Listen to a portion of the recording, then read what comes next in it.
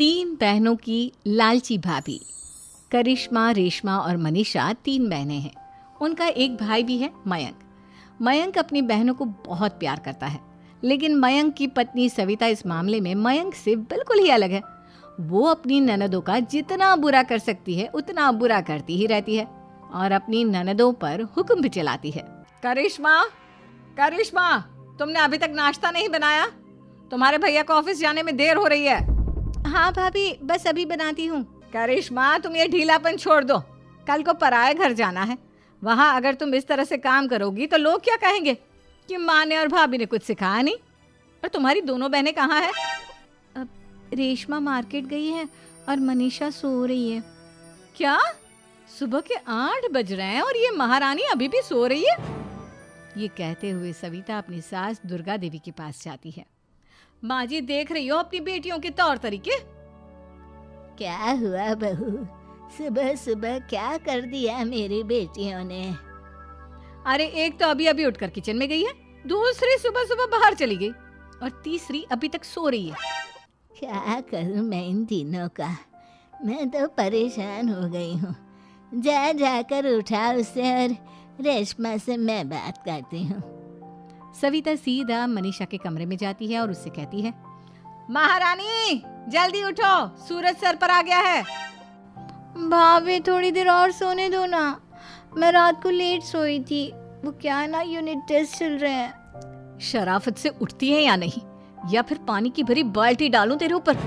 नहीं नहीं भाभी, मुझे बिस्तर में नहीं नहाना, उठती हूँ मैं। मनीषा जल्दी से उठकर बाथरूम में चली जाती है। सभी आराम से बैठकर नाश्ता कर रहे होते कि तभी रेशमा बाजार से हाथ में सामान लिए आ जाती है। रेशमा को देखते ही सविता उस पर बरस पड़ती है। लो, आ गई महारानी। ऐसा भी क्या सामान लाना था जो सुबह आंख मलते ही बाजार की तरफ रवाना हो गई? भाभी, कल आप ही तो चीख रही थी कि घर का सारा सामान मुझे ही लाना पड़ता है, घर में किसी को भी किसी काम से कोई लेना देना नहीं है।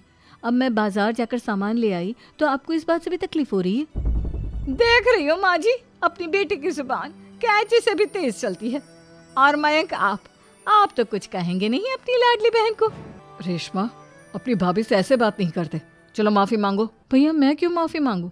आप भाभी से बोलिए ना कि हम पर कम हुक्म चलाया करे। हम इस घर की बेटियां हैं और आपकी पत्नी की ननद है, नौकरानी नहीं। लो कर लो बात। इनकी भलाई के लिए कुछ भी बोलो तो इन्हें बुरा लग जाता है। इस घर में यही इज्जत है मेरी। देख लो माँ जी, आपकी बेटी किस लहजे में मुझसे बात कर रही है। सविता वहां से चली जाती है। मयंक को बहुत गुस्सा आता है, वो भी वहां से चला जाता है। फिर करिश्मा रेशमा को समझाती है। रेशमा, तुम्हें भाभी से माफी मांग लेनी चाहिए थी ना। लेकिन दीदी, मैंने कुछ किया ही नहीं, तो मैं माफी क्यों मांगू? हाँ करिश्मा दीदी, रेशमा दीदी जैसे ही घर में आई भाभी ही उन पर चिल्ला रही थी। हाँ, मैं मानती हूँ कि गलती भाभी की थी। मैं तो इसलिए बोल रही हूँ कि भाभी ने माँ को तो पूरी तरह अपने वश में कर लिया है। वो हमारी बात सुनती ही नहीं। मयंक भैया हमारे लिए हमेशा खड़े रहते हैं, इसलिए उनकी बात का मान तो तुम्हें रखना चाहिए था ना। कोई फायदा नहीं दीदी, कुछ दिनों की बात और है, भाभी उन्हें भी हमारे खिलाफ भड़का देंगी। फिर वो भी माँ की तरह हमारी किसी बात का विश्वास नहीं करेंगे। इसी तरह सविता अपनी तीनों ननदों को किसी न किसी बात पर परेशान करती रहती थी। एक दिन मयंक अपनी तीनों बहनों के लिए गिफ्ट लाया। करिश्मा, ये तुम्हारे लिए हार का सेट। रेशमा, तुम्हारे लिए सुंदर सी ड्रेस। और मनीषा, तुम्हें किताबें पसंद है ना, तुम्हारे लिए किताबें लाया हूँ। थैंक यू भैया। थैंक यू भैया। थैंक यू भैया। करिश्मा, तुम्हारा नेकलेस कितना सुंदर है।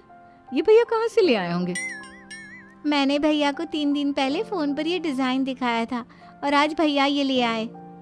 सविता तो अपनी ननदों के गिफ्ट्स देखकर जल गई और करिश्मा का नेकलेस तो उसे भी बहुत पसंद आया था। अपनी बहनों के लिए कितना अच्छा नेकलेस लेकर आए हैं, मुझे कभी कोई गिफ्ट नहीं दिया।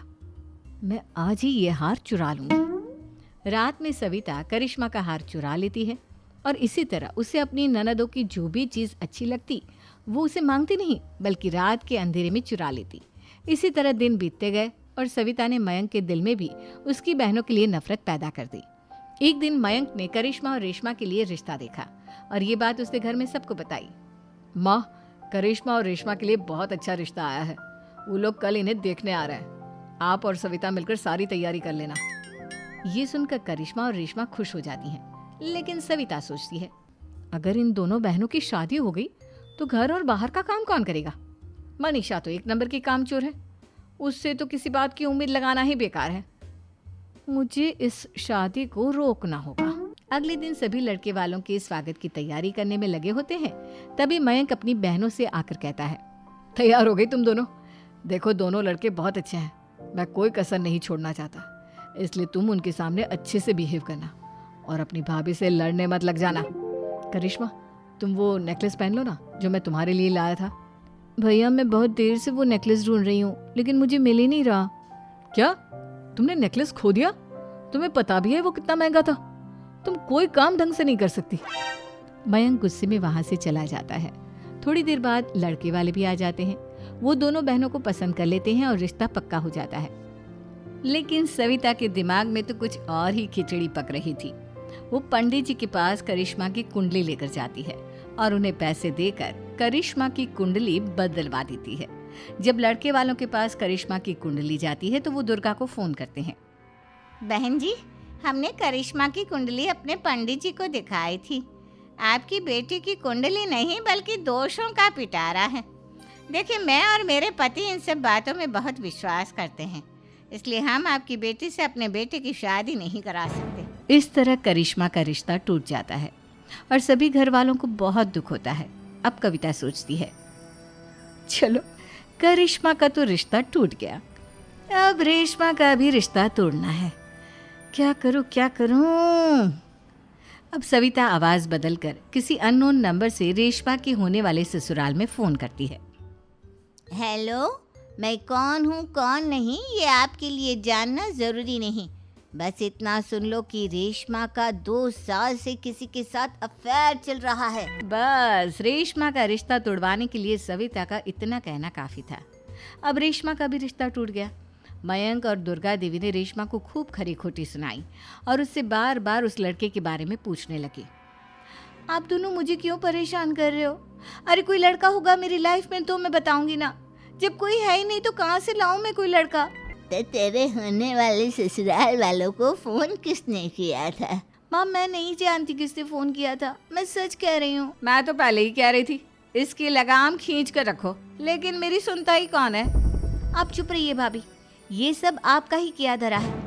अब तीनों बहनों को विश्वास हो जाता है कि ये सब उनकी भाभी ही कर रही है। तीनों बहनें अपनी भाभी को सबक सिखाने के लिए एक वकील कर लेती है और घर में हिस्सा मांगना। देखो भैया, माँ बाप की जायदाद में जितना बेटों का हक होता है उतना ही बेटियों का, इसलिए इस घर के 4 हिस्से होंगे और हमें अपना हिस्सा चाहिए। मैंने तुम्हारे लिए क्या क्या नहीं किया और तुम इस घर में हिस्सा मांग रही हो? भैया, आप और माँ हम बहनों की कोई बात नहीं सुनते हो और भाभी हमारी शादी